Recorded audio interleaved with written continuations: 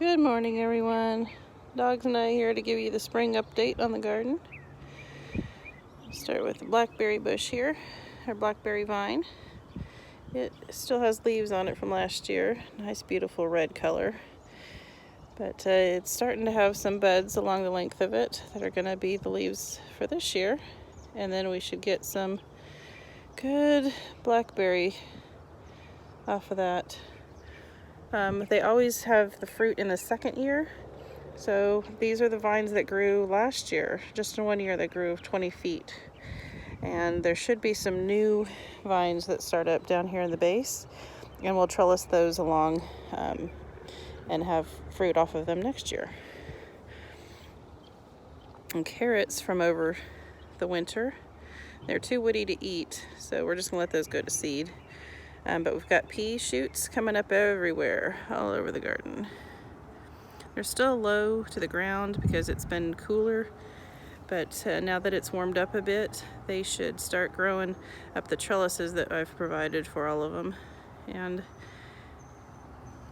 because the weather here is unpredictable, it's Texas, hot, cold, I've just done the whole garden there in peas for now until it gets warmer and I can depend that there won't be a frost, and then I'll plant some other crops. But those peas should be waist high by the end of the month or middle of next month. Then we have some celery. Now this was originally 2 celery stalks from the grocery store. I cut the celery off and used it, and then I put the base in some water and grew the roots and planted them out once the roots had established. So this is 2 store-bought celery stalks that grew from the base after I used the original product.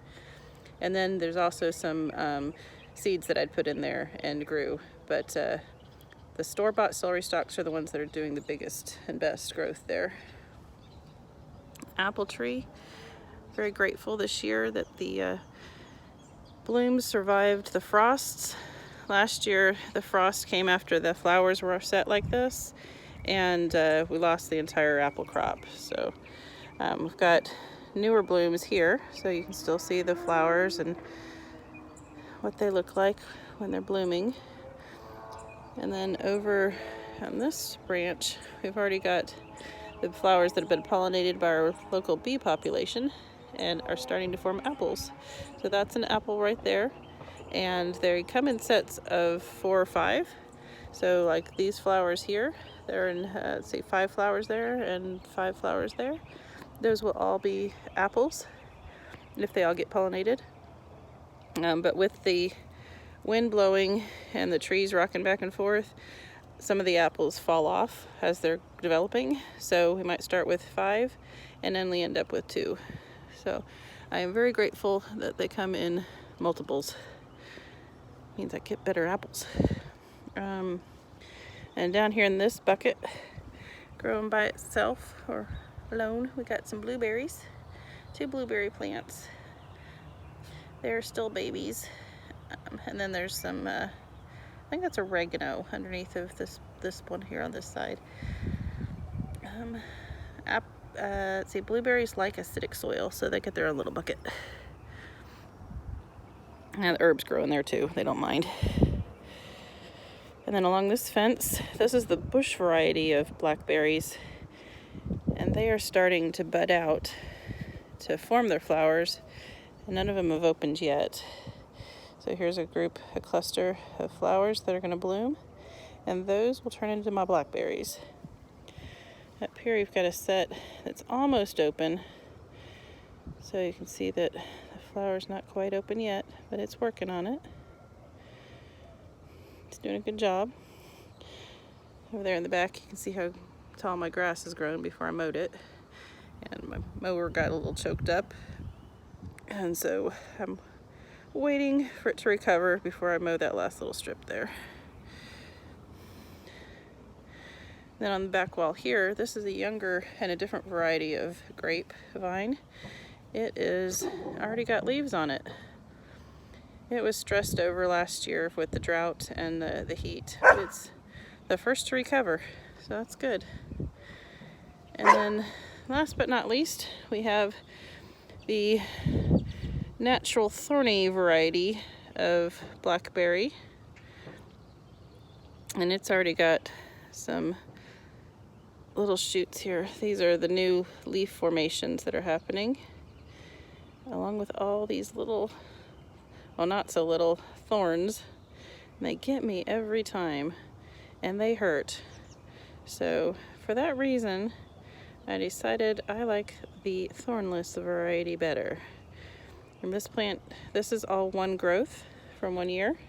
So from the base up to the top, if I push it upwards here, that, my fence is 6 foot, and that is a growth that happened in 1 year. And again, they all have their fruit on the 2nd year. So once this one gets its leaves, it'll start producing fruit as well. And then down in the dirt, it will grow another variety, or sorry, another baby shoot will come up. In the past years, they've come up along this fence right here, and I've just mowed them over because I only want them to be in this area right here because of all those thorns. They hurt really bad, and I don't want to have a massive colony of thorny blackberries. We're going to stick to the ones over here on this fence that are thornless. Last but not least, in here by the plastic row cover, this trellis of peas is a different variety from the others, and they have just now come up out of the ground. And then here in the middle, this is where I planted some butter lettuce and had the row cover on those to protect them while they were sprouting. So they're just starting to sprout and come out. It's a nice warm day, so I've taken the row cover off so they don't get overheated. And then this is the survival strawberry patch. Those things grow like crazy all over the place, and they just spread and spread. So I've limited them with this fence this year, brought them back to this corner so that they don't take over the garden. I just covered the rest up with straw. And that's it for now. Hope you all have a good morning and enjoy the beautiful spring day that we have.